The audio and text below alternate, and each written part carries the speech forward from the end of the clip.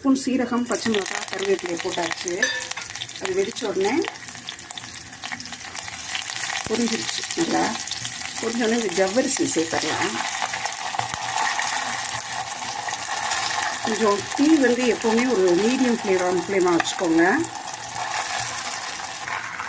வேக வச்ச உருளைக்கிழங்கு இதோடு சேர்த்துடலாம்.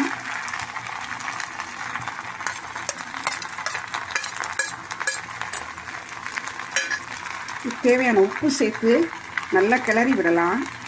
ஒரு 4-5 நிமிஷம். ஒரு கப்பு ஜவ்வரிசிக்கு அவ்வளோ டைம் ஆகும்.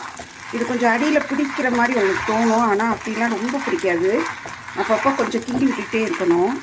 இது எவ்வளோ நேரம் நமக்கு கிண்டி விடணும்னா, நான் சொன்ன மாதிரி ஒரு 4-5 நிமிஷம். அது வெந்து அந்த ஒரு மாதிரி பளபளன்னு கண்ணாடி மாதிரி வந்துடும். அதுதான் அந்த வெந்த பதம். அது வரைக்கும் இதை கொஞ்சம் அப்பப்போ கிளறி விடலாம்.